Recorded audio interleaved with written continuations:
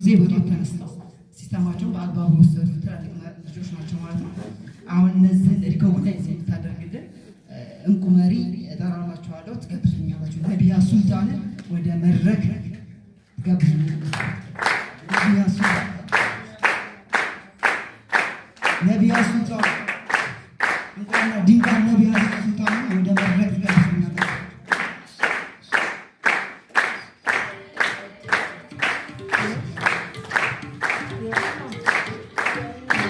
ነቢያ ሱልጣን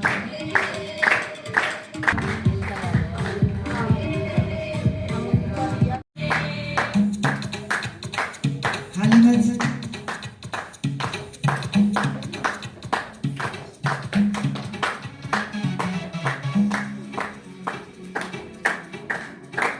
ፊርዶስ ሰይድ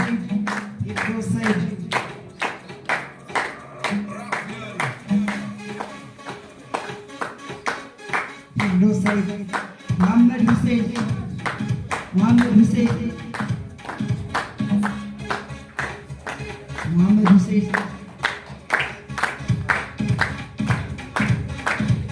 ፈትያ ኢብራሂም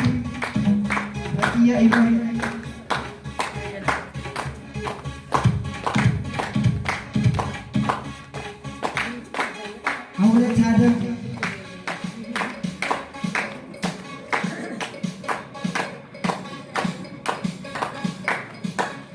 ሐሰን ገበያ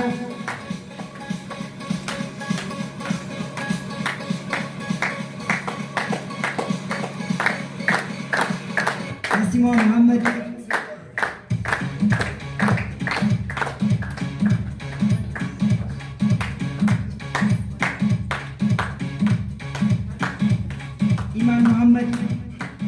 ኢማን መሐመድ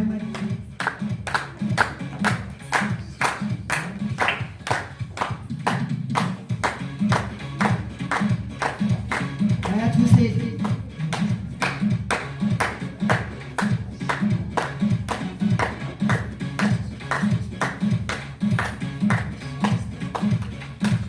የአብስራ ጌታቸው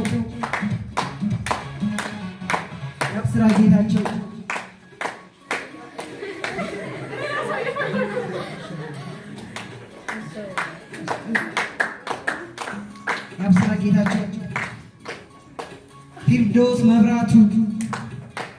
መብራቱ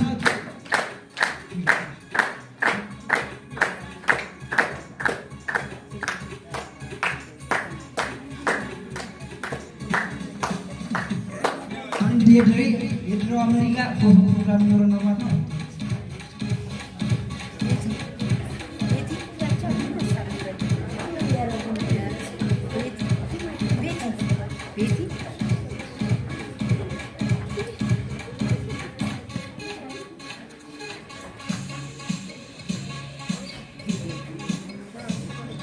ሰዎች በትምህርት ያገኙታል አይደል? አንዳንዶች ደግሞ በኤክስፒሪየንስ ያገኙታል። ኔትወርክ ማርኬቲንግ ላይ ወይ ዳይሬክት ሴሊንግ ላይ ስንመጣ በኤክስፒሪየንስ ሊደርሺፕን፣ ኮሚኒኬሽን ስኪልን የምንማርበት ከሰዎች ጋር መስራት ስኪል የምንማርበት፣ ቢዝነስና ኢንቨስትመንትን በደንብ የምንማርበት፣ እንደዚሁም ታይም ማኔጅመንትን በደንብ አድርገን የምናይበት፣ ግብ ማስቀመጥ የምንችልበት፣ የተለያዩ ስኪሎችን የምንማርበት፣ እንደዚሁም ፍርሃቶቻችንና ጥርጣሬዎቻችንን በደንብ በማሳደግ ኮንፊደንሳችንን የምናሳድግበት ፕሌስ ጭምር ነው። ኔክስት ቆንጆ። ሌላው ደግሞ ሀብትን ለሰዎች የምናከፋፍልበት፣ ቅድም እንዳልኩት ኢንተርናሽናል የሆነ ፍሬንድሺፕን ቲምወርክን የምናይበት፣ ኔክስት ዋጋ ያለው ትውልድን ክሬት የምናደርግበት። ምን ያለው ትውልድ እኔ አብረውኝ ቅድም የሚሲያቸው ሲነግራችሁ ከ600 በላይ ሰዎች አብረውኝ ይሰራሉ። ወላሂ አንድም ቀን ምንድነው ዘራቸው ምንድነው ሃይማኖት አስጎኛል ስራ አጥነት ቅነሳ የምናደርግበት ቢካዝ አንድ ሰው መጥቶ ስልጠና ወስዶ ራሱን እያሳደገ ለሰዎች ስልጠና እያሸጠ ቢዝነስ ከሰራ ስራ አይኖርም ማለት ነው። ውጭ ብሎ ቤተሰቡን እየቀፈለ የሚኖር ትውልድ አይኖርም ማለት ነው። ራሱን የሚገነባ ራሱን በደንብ አዌር አድርጎ የሚያውቅ ትውልድን የምንፈጥርበት፣ እንደዚሁም ደግሞ ሌጋል በሆነ ህጋዊ በሆነ መንገድ ግብር የምንከፍልበት። እኔ ከዚህ ኩባንያ ጋር ንግድ ፍቃድ አውጥቼ ነው የምሰራው። ንግድ ፍቃድ ያላችሁ ከካምፓኒው ጋር እየሰራ ንግድ ፍቃድ ያለው አታውቁትም ነው። ንግድ ፍቃድ እንዳላችሁ እያላችሁ የምታወቁ ሰዎች ቆንጆ። ስለዚህ ንግድ ፍቃድ አውጥተህ ካምፓኒ እንድንሰራ ህጋዊ እንድንሆን የሚያደርገን ነው። ኔክስት ሌላው ደግሞ እውቀት የምናስተላልፍበት ነው። ኔክስት ኢኮመርስን በደንብ የምንማርበት ነው። ቆንጆ አሁን ይህንን መጨረሻ ልንገራችሁና ከኔ ጋር የነበረን ቆይታ እንጨርሳለን። ሁሉም በደንብ ሰርች አድርጉት። ያዙት፣ ይሄንን ያዙት፣ ጻፉት ስልካችሁ ላይ ወይም ነገር ላይ WFDSA ወርልድ ፌዴሬሽን ዳይሬክት ሴሊንግ አሶሲዬሽን የሚባል የራሱ ህግና ደንብ ያለው ምን አለው መመሪያ አለው።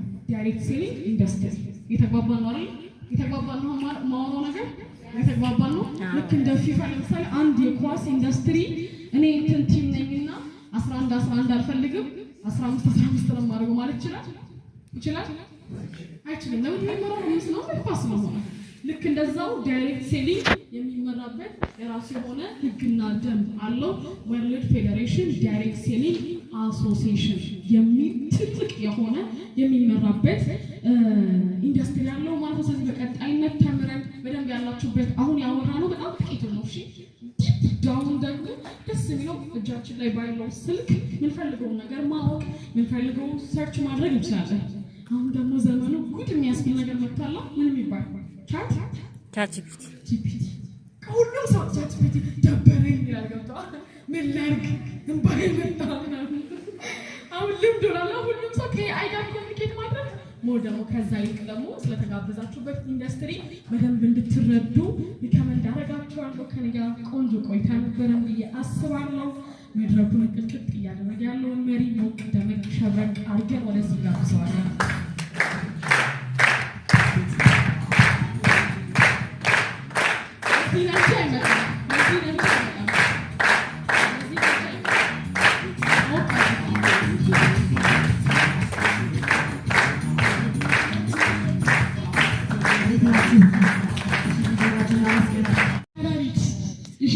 ሸረሪት ተመሳሳይ ምግብ ይመገባሉ። ሁለቱም ዝንብ ይመገባሉ አይደለ? እንሽላሊት ለመመገብ ግዴታ ምን ማድረግ አለባት? ተንቀሳቅሳ ማደብ አለባት። ነገር ግን ምንድነው የምትባለው? ሸረሪት ግን የምታደርገው ድር ታደራለች።